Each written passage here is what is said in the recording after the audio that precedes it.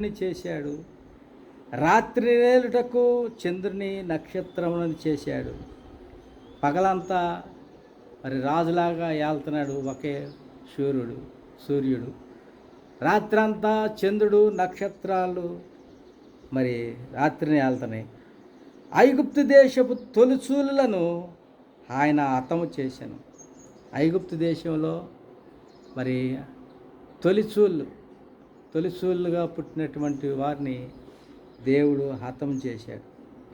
మరి ఎప్పుడైతే తొలిచూళ్ళు హతం చేశాడో ఫరో, ఆ అద్భుతానికి ఇశ్రాయేలందరినీ కూడా సుమారు 40 లక్షల మందిని వారిని 430 సంవత్సరాలు వారి బానిసత్వంలో ఉన్న వారిని ఎప్పుడైతే దేవుడు చివరి అద్భుతంగా ఐగుప్తు తొలిచూళ్ళను హతము చేశాడో, ఫరో వెంటనే ఇశ్రాయేలుని వెళ్ళిపోమని చెప్పి ఆజ్ఞాపించాడు. ఐగుప్తు దేశపు తొలిచూళ్ళను ఆయన హతము చేశాను. వారి మధ్య నుండి ఇశ్రాయేలీలను ఆయన రప్పించెను. అయితే చేయి చాచి తన బాహుబలము చేత వారిని రప్పించాను. చేయి చాచాడు. ఎంత బాహుబలము చేత అంటే తన బాహుబలము చేత వారిని రప్పించెను. మరి వారిని రప్పిస్తున్న సమయంలో ఎర్ర సముద్రమును ఆయన పాయలుగా చీల్చాను. వారు వెళ్తున్న సమయంలో మార్గమధ్యంలో ఎర్ర సముద్రం అడ్డొచ్చింది. వెనక ఐగుప్తీయులు మరలా వారి వెంటబడుతున్న సమయంలో ఎర్ర సముద్రమును ఆయన పాయలుగా చీల్చాడు. ఆయన ఇశ్రాయేలీలను దాని నడుమ దాటిపోజేశాడు. ఇశ్రాయేలీలను ఎర్ర సముద్రములో నుండి దాని నడుమ దాటిపోజేశాడు. అయితే వెనక వస్తున్నటువంటి ఫరోను అతని సైన్యమును ఎర్ర సముద్రములో ఆయన ముంచివేశను. మరి ప్రభునందు ప్రియమైన దేవుని బిడ్డలారా, అరణ్య మార్గమందు ఆయన తన ప్రజలను తోడుకొని వచ్చెను. అరణ్యములో భయంకరమైనటువంటి ఎడారిలో అరణ్య మార్గంలో తన ప్రజలను తోడుకొని వచ్చాడు. అరణ్య మార్గంలో ఉన్న గొప్ప రాజులను ఆయన హతము చేశాడు. ప్రసిద్ధి నొందిన రాజులను ఆయన హతము చేశాడు.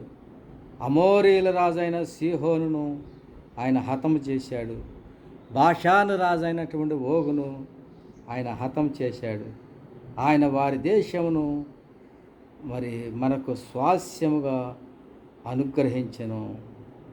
మరి ఐగుప్తు యొక్క బాషాను రాజైన ఓగు, అమోరు రాజైన సీహోను, ప్రసిద్ధి నొందిన రాజులను మరి గొప్ప రాజులను మరి ఆయన అరణ్య మార్గంలో తన ప్రజలను తోడుకుని వచ్చి ఎన్నో అద్భుతాలు చేసి వారి స్వాస్యాల్ని వారి యొక్క ప్రదేశాల్ని మరి వారికి అప్పగించినట్లుగా మరి ఆయన వారి దేశమును మనకు స్వాస్యముగా అనుగ్రహించెను. దేవునికి స్తోత్రం.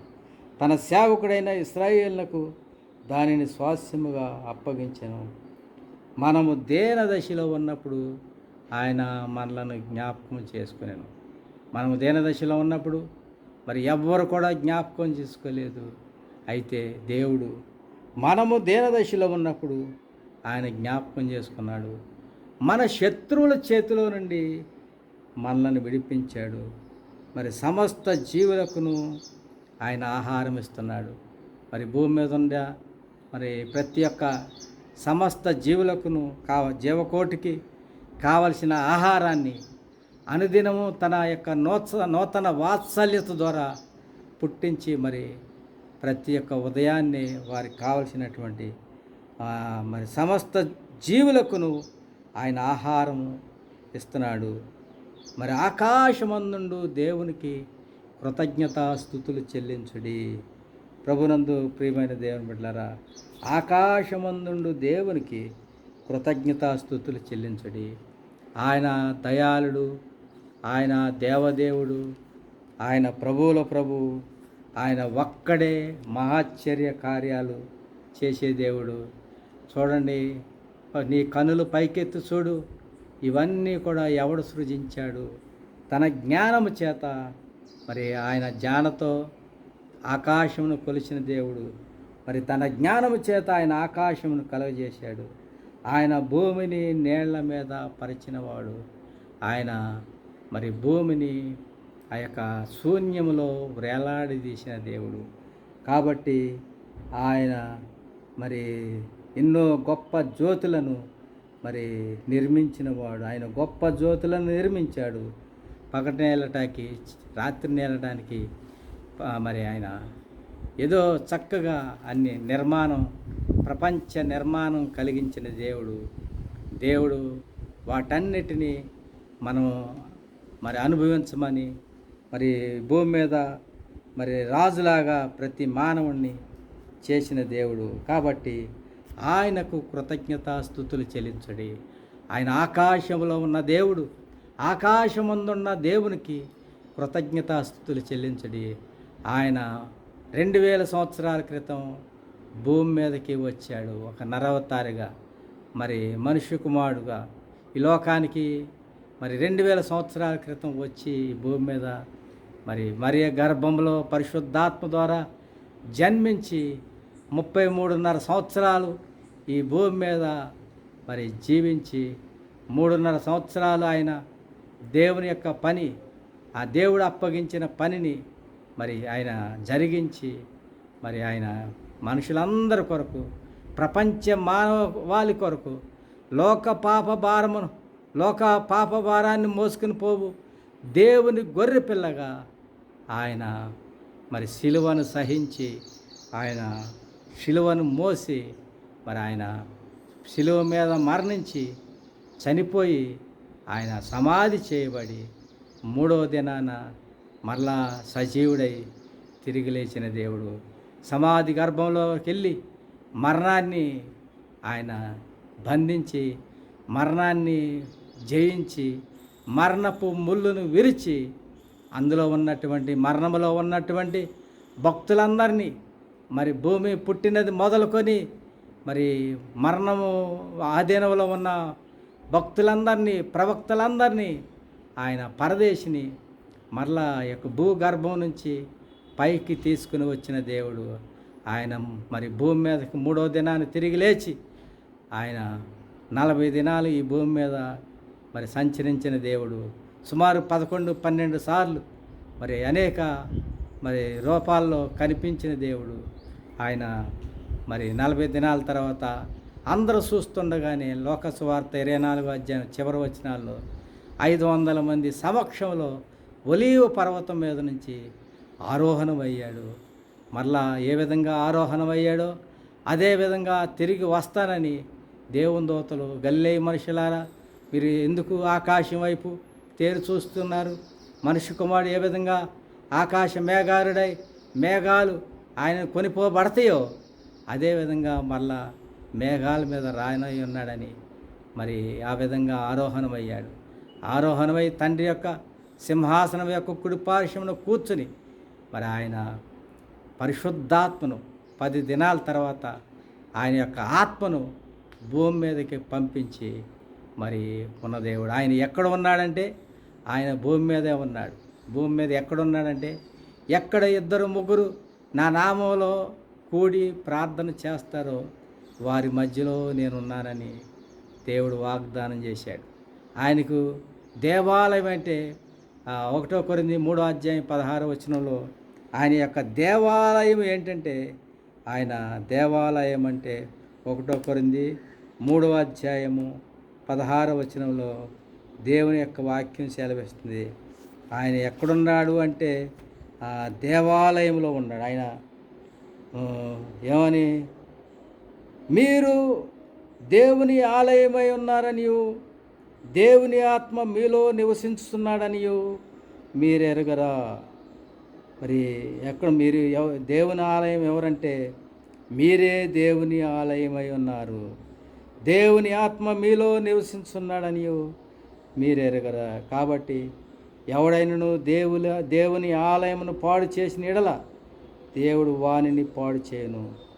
దేవుడు ఆలయమై పరిశుద్ధమై ఉన్నది, మీరు ఆ ఆలయమై ఉన్నారని దేవుని యొక్క వాక్యం సెలవిస్తుంది. ప్రభునందు ప్రియమైన దేవుని బిడ్డలారా, కాబట్టి మీరే దేవుని యొక్క ఆలయమై ఉన్నారు. అలాగే 1 కొరింథీ 6వ అధ్యాయం ఆ యొక్క 19వ వచనంలో 19వ వచనంలో మీరు దేవుని వల్ల మీరు అనుగ్రహింపబడి మీలో ఉన్న పరిశుద్ధాత్మకు మీ దేహము దేవుని వలన మీకు అనుగ్రహింపబడి మీలో ఉన్న పరిశుద్ధాత్మకు ఆలయమై ఉన్నదని మీరెరగరా. మీ దేహము దేవుని వలన మీకు అనుగ్రహింపబడి మీలో ఉన్న పరిశుద్ధాత్మకు ఆలయమై ఉన్నదని మీరెరగరా. కాబట్టి మీరు మీ సొత్తు కారు, విలువ పెట్టి కొనబడిన వారు గనక మీ దేహముతో దేవుని మహిమపరచుడి. మీరు మీ సొత్తు కాదు, విలువ పెట్టి కొనబడిన వారు. ఏమిటి ఆ విలువ అంటే? అమూల్యమైన రక్తం, నిర్దోషమైన రక్తం, నిష్కలంకమైనటువంటి రక్తం చేత మీరు విమోచించబడి ఉన్నారని 1 పేతురు రాసిన పత్రిక మరి లో దేవుని యొక్క వాక్యం సెలవిస్తుంది. 1 పేతురు రాసిన పత్రిక, మీరు మీ దేహం మరి విలువైనటువంటి ఆ రక్తం ఏంటంటే అమూల్యమైనటువంటి రక్తం, నిర్దోషమైనటువంటి రక్తం, నిష్కలంకమైనటువంటి రక్తము చేత మీరు విమోచించబడి ఉన్నారని మీరు ఎరగరా. ప్రభు బిడ్డలారా, మరి మీరు విలువ పెట్టి కొనబడిన వారు. ఏమిటా విలువైనటువంటి అంటే? అమూల్యమైనటువంటి రక్తం, నిర్దోషమైనటువంటి రక్తం, నిష్కలంకమైనటువంటి అమూల్యమైన రక్తము చేత అనగా నిర్దోషమును. 1 పేతురు 1వ అధ్యాయము 19వ వచనంలో మరి దేవుని యొక్క 18ను చదవండి. పితృపారంపర్యమైన మీ వ్యర్థ ప్రవర్తనను విడిచిపెట్టినట్లుగా మీరు వెండి బంగారముల వంటి క్షయమగు వస్తువుల చేత మీరు విమోచించబడలేదు. మరి విలువైనటువంటి దేని చేత కొనబడ్డారంటే మీరు మరి విలువ పెట్టి కొనబడిన వారు కనుక మనుషులకు దాసులుగా ఉన్నప్పుడు ఇలాంటి దేవుని యొక్క దేహాలుగా మరి దేవుని యొక్క మందిరాలుగా ఉండడానికి మీరు విలువ పెట్టి కొనబడారు. కాబట్టి ఏమిటా విలువ పెట్టి కొనబడ్డారంటే 1 పేతురు 1వ అధ్యాయం 18వ వచనంలో చూస్తే, పితృపారంపర్యమైనటువంటి మీ వ్యర్థ ప్రవర్తన. అంటే పితరుల నుండి వచ్చినటువంటి 3-4 తరాల నుండి వచ్చినటువంటి ఆ యొక్క రక్తం, పితృపారంపర్యమైనటువంటి మీ వ్యర్థ ప్రవర్తన. పితరులు ఏ విధంగా మరి అనుసరిస్తారో, ఎలాంటి ప్రవర్తన కలిగి ఉంటారో అలాంటి ప్రవర్తన, వ్యర్థ ప్రవర్తనను మీరు విడిచిపెట్టినట్లుగా మీరు విడిచిపెట్టాలంటే వెండి బంగారముల చేత, వెండి చేత విమోచించబడలేదు, బంగారం చేత విమోచించబడలేదు. వెండి బంగారాలు కూడా క్షయమగు వస్తువులే. వెండి క్షయమగు వస్తువే, బంగారం క్షయమగు వస్తువే. అలాంటి క్షయమగు వస్తువుల చేత మీరు విమోచించబడలేదు, కానీ మరి అమూల్యమైనటువంటి ఆ యొక్క రక్తము చేత అనగా నిర్దోషమును, నిష్కలంకమును, గొర్రె పిల్ల వంటి క్రీస్తు రక్తము చేత విమోచింపబడి ఉన్నారని మీరెరుగుదురు. కాబట్టి ఈ దేహముగా మీ దేహము దేవుని వలన మీకు అనుగ్రహించబడి పరిశుద్ధాత్మక ఆలయమై ఉండడానికి మీరు వెండి బంగారముల వంటి క్షేమగు వస్తువుల చేత మీరు విమోచించబడలేదు. మీరు దేవుని ఆలయమై ఉన్నారు. దేవుని ఆత్మ మీలో నివసించున్నాడు. కాబట్టి మీరు దేవుని ఆలయాన్ని పాడు చేస్తే దేవుడు మిమ్మల్ని పాడు చేస్తాడు. దేవుని ఆలయం పరిశుద్ధమై ఉన్నది, మీరు ఆ ఆలయమై ఉన్నారు. అలాంటి విలువ పెట్టి కొనబడిన వారు గనక మనుషులకు దాసులు కాకుడి. కాబట్టి విలువ పెట్టి కొనబట్టి ఏమిటా విలువ అంటే? అమూల్యమైనట్టు నిర్దోషమును, నిష్కలంకమును, మరి క్రీస్తు యొక్క గొర్రెపిల్ల రక్తము చేత మరి ప్రపంచంలో విమోచించబడ్డారు. కాబట్టి మీరు దేవుని యొక్క ఆలయము. దేవుడు మీలో నివసిస్తాడు, దేవుడు మీతో ఉంటాడు, మీలో ఉంటాడు. ఆయన పరలోకంలో ఏ విధంగా ప్రకటన రాసిన గ్రంథం 1వ అధ్యాయంలో ఆయన మీతో ఉండును మీలో ఉండునని, దైవ నివాసము 22వ అధ్యాయం, ప్రకటన 21వ అధ్యాయము పరలోకంలో ఆయన మూడవ వచనంలో, ఇదిగో దేవుని నివాసం మనుషులతో కూడా ఉన్నది. దేవుని నివాసం, దైవ నివాసం మనుషులతో కూడా ఎందుకు ఉంటుందంటే ఆయన రక్తము చేత విలువ పెట్టి కొనబడిన వారు కాబట్టి, ఆయన రక్తము చేత కడగబడిన వారు కాబట్టి, ఆయన రక్తము చేత శుద్ధీకరించబడిన వారు కాబట్టి, ఆయన యొక్క వాక్యము చేత కడగబడి మరి స్నానం చేసి ఆయన వాక్యం చేత నింపబడిన వారు కాబట్టి, మరి ఆయన వారితో కాపురముండును, వారు ఆయన ప్రజలై ఉందురు. మరి దేవుడు తానే వారి దేవుడై ఉండి వారికి తోడుగా ఉండును. ఆయన వారి కన్నులు ప్రతి బాష్ప బిందువును తుడిచివేయును. మరి దేవుడు ఎవరికైతే తోడుకుంటాడో వారి యొక్క కన్నుల్లో నుండి వచ్చే ప్రతి బాష్ప బిందువును కూడా తుడిచివేస్తాడు. ఆయన తోడై ఉంటాడు. ఆయన వారి కన్నుల ప్రతి బాష్ప బిందువును తుడిచివేయును. మరి వారికి మరణ భయము ఉండదు, దుఃఖము ఉండదు, ఏడుపు ఉండదు, వేదన ఉండదు. దేవునికి స్తోత్రం.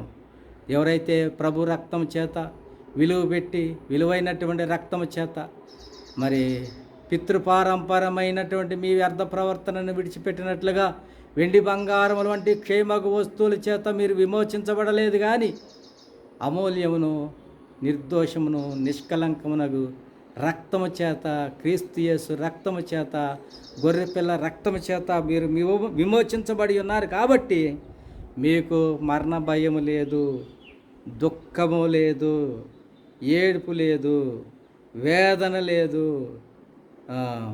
కాబట్టి మరి దుఃఖము, ఏడుపు, వేదన, మరి ఏ భయం ఉండదు. మరి ప్రభు బిడ్డలరా, మరి నీకు సింహాసనాడి ఉన్నటువంటి ఆ యొక్క ఇదిగో సమస్తమును నూతనమైనవిగా చేస్తున్నాడు. దేవుడు మీ యొక్క జీవితాల్లో గొప్ప మార్పు, గొప్ప చేంజ్. ఎందుకంటే గతాన్ని దేవుడు విడిచిపెట్టి ఒక నూతనమైన వ్యక్తిగా సమస్తము నూతనముగా చేస్తున్నాడు. మరి ఆ యొక్క నూతనమైనవిగా చేస్తున్నాడు.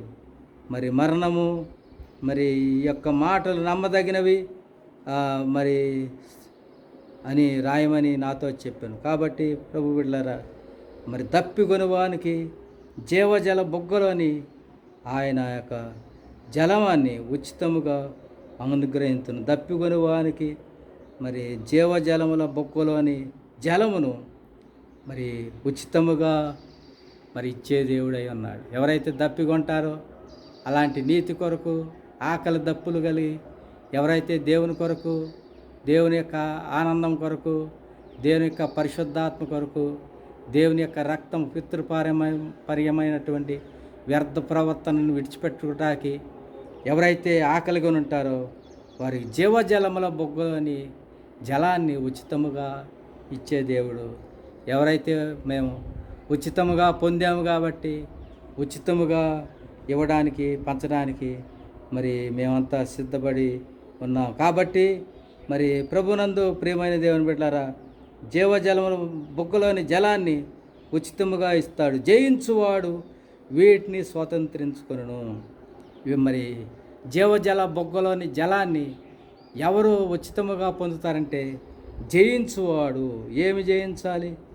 మరి దేనిని జయిస్తే మరి జీవజల బొగ్గలోని జలాన్ని స్వతంత్రించుకుంటాడంటే, మరి నేను అతనికి దేవుడినై ఉందును, అతడు నాకు కుమారుడయుండును. ఎప్పుడైతే బొగ్గలోని జలాన్ని స్వతంత్రించుకుంటాడో, ఎప్పుడైతే జయిస్తాడో, నేను అతనికి తండ్రినై ఉంటాను, వారు నాకు కుమారులై ఉంటారు. ఏమి జయించాలి? జీవజల బొగ్గలోని జలాన్ని పొందాలంటే, ఆయన తండ్రిగా ఉండాలంటే, నీవు కుమారుడుగా ఉండాలంటే ఏం జయించాలంటే అక్కడ కొన్ని విషయాలు రాస్తున్నాడు. పిరికితనాన్ని జయించాలి. దేవునికి స్తోత్రం. పిరికివారు మరి దేవుని రాజ్యానికి వారసులు కారు.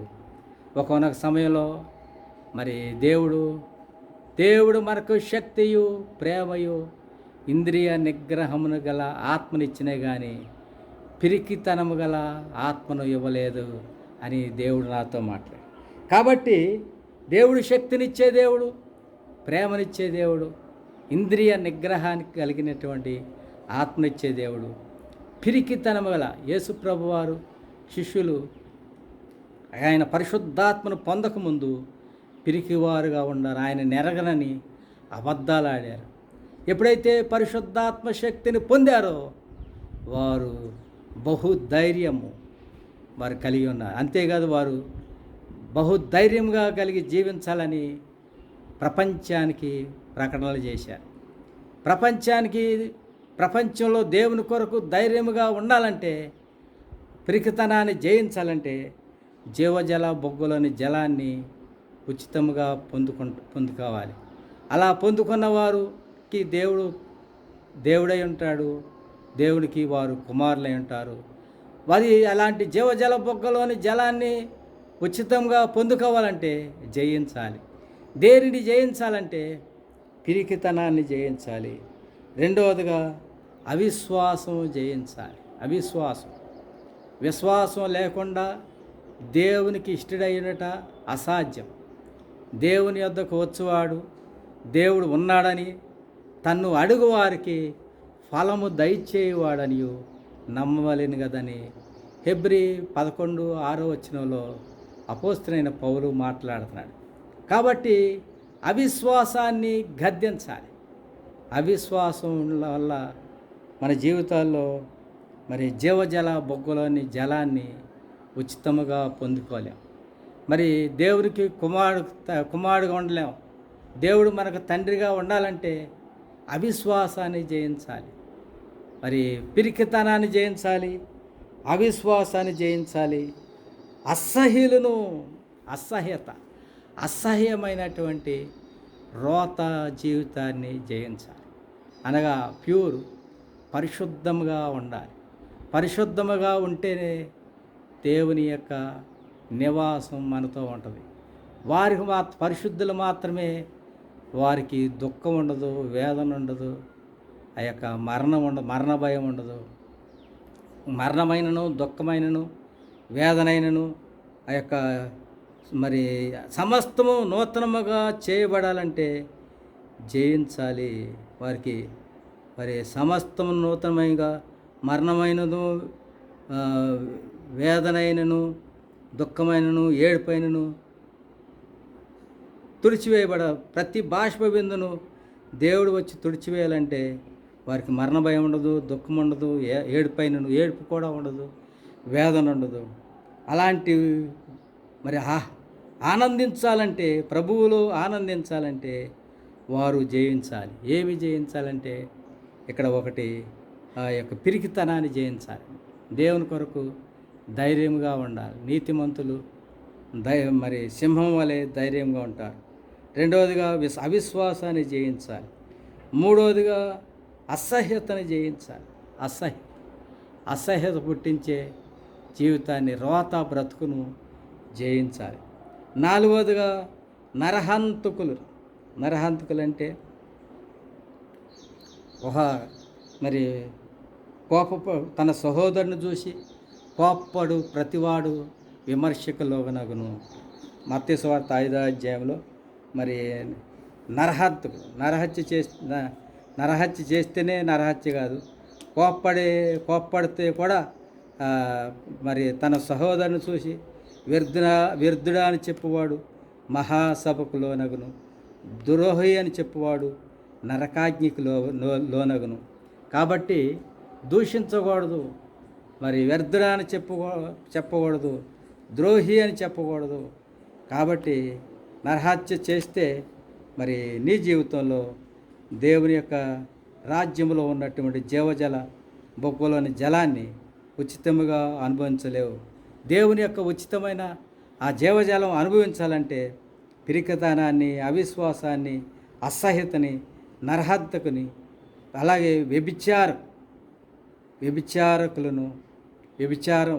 కాబట్టి తన ఒక స్త్రీని మోహపు చూపుతో చూసు ప్రతివాడు తన యొక్క హృదయంలో ఆమెతో వ్యభిచారం చేసిన వాడి వ్యభిచారాన్ని ఆ యొక్క కాబట్టి మాంత్రికులను మాంత్రికులను కాబట్టి మంత్రికులను మంత్రాలు చేసేవారిని వీటిని జయించాలి. పిరికితనాన్ని, అవిశ్వాసాన్ని, అసహ్యతని, నరహంతకిని, 5 వ్యభిచారాన్ని వారు మంత్రికులను, 7 విగ్రహారాధికులను, 8 అబద్ధికులందరినూ ఈ యొక్క 8ని జయించాలి. అగ్నిగుండములలో మండు గుండములలో పాలు పొందుదురు. ఇది 2వ మరణము. మొదటి మరణం ఏంటంటే ఈ శరీరం, భౌతికంగా ఉన్నటువంటి ఈ శరీరము. 2వ మరణం మరి ఈ 2వ మరణం మరి అగ్నిగుండంలో మరి వెళ్ళాలంటే పిరికితనం ఉంటే నువ్వు అగ్నిగుండానికి వెళ్తావు. ఇక నీ జీవితంలో మరి అవిశ్వాసం ఉంటే అగ్నిగుండానికి వెళ్తావు, అసహ్యత ఉంటే అగ్నిగుండానికి వెళ్తావు, నరహంతకులుగా ఉంటే అగ్నిగుండానికి వెళ్తావు. మరి వ్యభిచారులుగా, 6వది మంత్రికులుగా ధనాపేక్ష కలిగి జీవిస్తే మరి నరకాగ్నికి వెళ్తావు, అగ్నిగుండానికి. విగ్రహారాధికులుగా, అబద్ధీకులుగా ఈ 8 కలిగి ఉండవారు వీటిని జయిస్తే జీవజల బొగ్గలోని జలాన్ని ఉచితముగా అనుగ్రహింపబడుతుంది. ఉచితముగా అప్పుడు దేవుడు నీకు దేవుడై ఉంటాడు, నీవు ఆయన కుమారుడై ఉంటావు. అయితే అప్పుడు దుఃఖమైనను మరి మరణమైనను ఏడుపైనను వేదనైనను నీకు ఉండదు. నీ కన్నుల్లో ఉన్న ప్రతి భాష విందుని దేవుడు తీసివేస్తాడు. దేవుని నివాసం నీతో ఉంటుంది. ఆయన నీతో వచ్చి నివసిస్తాడు. నీవు ఆయన ప్రజలై నీకు ఆయన దేవుడై ఉంటాడు. కాబట్టి ఆయన దేవుడైండి నీకు తోడై ఉంటాడు, నిన్ను నడిపిస్తాడు. నీ ప్రతి బాష్ప బిందు కన్నుల్లో ఉన్న ప్రతి బాష్ప బిందు తుడిచివేస్తాడు. నీ జీవితాన్ని సమస్తం కూడా A to Z నూతనమైనవిగా చేస్తాడు. మరి ఈ మాటలు నమ్మకమైనవి అని కాబట్టి మరి రాయమని దేవుని దూతతో చెప్పాడు. ప్రభునందు ప్రియమైన దేవుని బిడ్డలారా, మరి సమాప్తం మరి ఆయన నాతో ఇట్లా నేను సమాప్తమైనవి నేనే ఆల్ఫాయు ఒమేగాయు అనగా ఆదియు అంతమునై ఉన్నాను. దప్పిగొని వానికి జీవజల బొగ్గలోని జలాన్ని ఉచితంగా ఇస్తాను, వారు మరి నా కొరకు జీవిస్తారని దేవుని యొక్క లేఖనం సెలవిస్తుంది. దేవుడి మాట దీవించి